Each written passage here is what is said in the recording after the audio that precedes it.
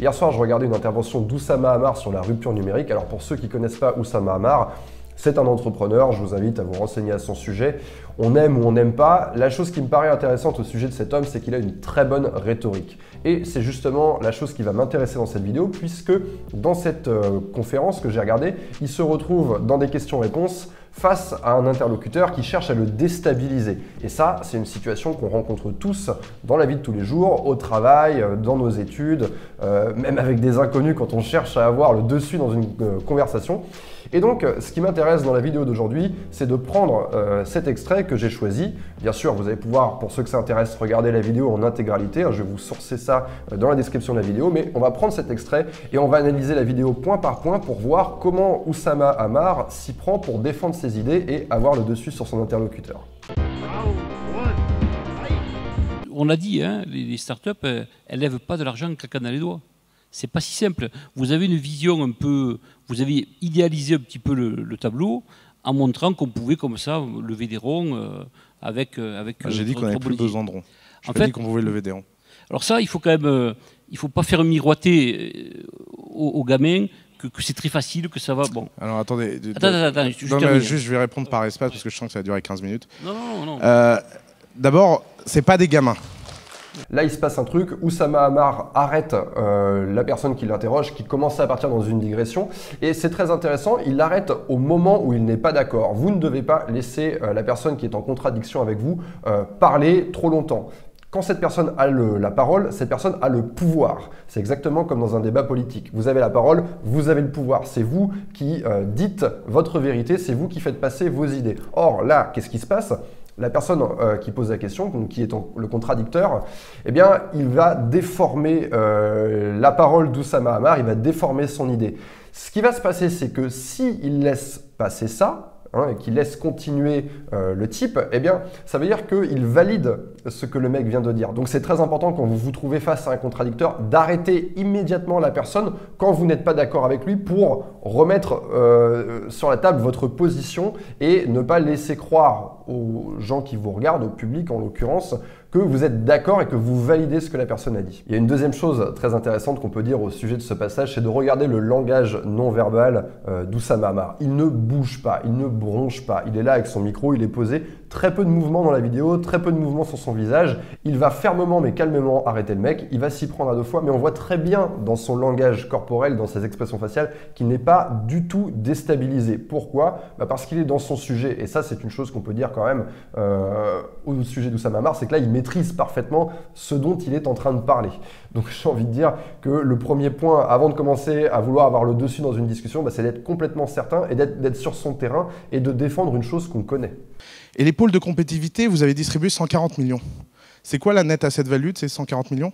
Moi, je peux te montrer des boîtes qui ont créé des centaines d'emplois. Non, mais juste 140 millions dépensés, c'est l'argent des impôts.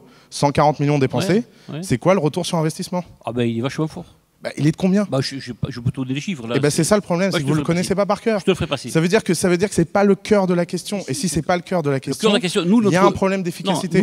Ah, là, il y a une chose qui est très intéressante, c'est une arme qui est facile à utiliser. Le contradicteur vient de faire une approximation en utilisant le mot vachement. Ah, c'est de combien ? Et là, il n'a pas les chiffres en face. Donc, qu'est-ce qui se passe ? C'est que Oussama Ammar est en train de montrer que la personne en face ne sait pas vraiment ce qu'elle raconte. Et il est en train de faire au public la démonstration que cette personne, voilà, elle n'est pas très fiable, elle n'est pas très sûre, il ne connaît pas ses chiffres. C'est un truc qu'on retrouve énormément dans les débats politiques et c'est toujours intéressant parce que les journalistes se font un plaisir derrière de venir réutiliser les images parce que les politiques ne s'y laissent pas prendre. Ils savent très bien ne pas tomber dans ce piège et quand on leur pose une question, combien de voitures dans le 5e arrondissement, Jean-Jacques Bourdin qui va accuser comme ça avec des questions, eh bien les mecs vont répondre, ils vont dire, ils vont donner un chiffre, quitte à se planter.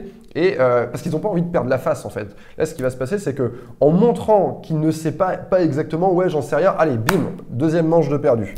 Donc, pour ne pas tomber dans ce panneau, il ne faut pas rentrer soi-même dans une impasse, creuser sa propre tombe en commençant à parler chiffres, alors que vous n'avez pas toutes les données à votre disposition. Là, ce qu'on peut retenir dans cet extrait, c'est que c'est plus facile d'être la personne qui déstabilise en pointant du doigt une faiblesse, vous n'avez pas les chiffres, plutôt que d'arriver avec ces chiffres et chercher à en faire la démonstration. Et moi, je vous le dis, parce que je suis au cœur de cette industrie, l'emploi ne survivra pas. L'emploi ne survivra pas à cette génération. Le fait de définir la vie des gens par leur emploi n'est pas un message raisonnable à donner aux gens. Parce que ça, c'est leurrer les gens. Ça, c'est emmener les gens dans un monde qui n'existe plus et leur dire à tous ces gens que grâce à la subvention, on va leur créer des emplois qui sont des emplois de pas de qualité et pas qualifiés. C'est un discours qui n'est pas bon. On ferait mieux de dépenser ces 140 millions dans des institutions d'éducation. On ferait mieux de monter dans les territoires le niveau de formation générale. On le fait aussi. On devrait faire que ça. Et on devrait le faire avec une intensité telle. Là, il y a un truc très intéressant, c'est que le train est parti, donc Oussama Ammar, il balance ses idées, il balance ses trucs, et l'autre essaye de stopper le train en marche, mais il n'y parvient pas. Pourquoi? Parce qu'il n'y va pas assez franco. Et du coup, il essaye à plusieurs reprises, il commence par marmonner, ensuite mais non, c'est faux, mais machin, et il y va par petites touches. En réalité, si vous voulez véritablement arrêter et reprendre la parole, il faudrait qu'il y aille beaucoup plus fort. Et ça, c'est quand même quelque chose qui est important, mais vous voyez, c'est qui va parler le plus fort, qui va réussir à se faire entendre, qui va réussir à faire une percée et à parler au-dessus de l'autre. Il y a quand même cette donnée qui est importante quand on est en contradiction avec quelqu'un, qui est pas c'est pas nécessairement une question de volume, c'est une question aussi de conviction et d'arriver à poser sa parole et à prendre de la place et à parler par-dessus l'autre et à pas le laisser repartir. Combien de gens dans cette salle savent programmer? Mais il n'y a pas que la programmation dans la vie. Si, c'est le sujet. Encore un excellent outil, prendre les spectateurs à partie. Combien d'entre vous savent programmer? Bim! Et là, on voit qu'il y a peut-être 3 personnes qui lèvent la main sur, j'en sais rien, je ne sais pas combien ils sont exactement, mais la preuve est faite. Et en réalité, ce n'est pas une véritable preuve. Vous prenez un échantillon comme ça de 100-200 personnes, combien savent programmer? Oui, effectivement. Maintenant, il y a beaucoup de gens qui savent programmer sur Terre. Mais en tout cas, pour les gens qui sont en train de regarder ou qui sont dans le débat, dans la salle, eh bien, la preuve est faite. La preuve est faite grâce au... comme si le monde, en fait, s'arrêtait au spectateur.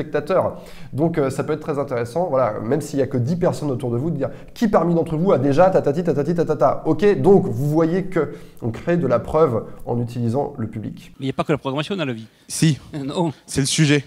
C'est un peu comme les gens au XVIe siècle qui disaient, c'est exactement le même sujet que les gens qui au XVIe siècle disaient il n'y a pas besoin que tout le monde sache lire et écrire. Aujourd'hui, ça paraît absurde. Dans 20 ans, ça paraîtra absurde qu'on n'ait pas pensé que tout le monde devait être digital native.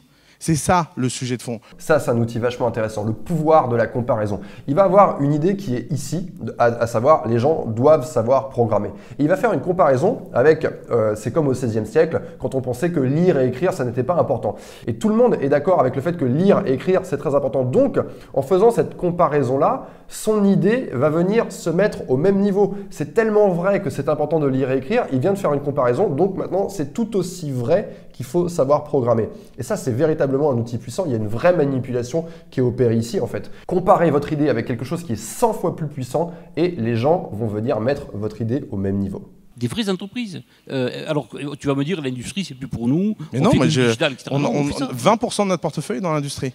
Nous, on pense que l'industrie, c'est l'avenir.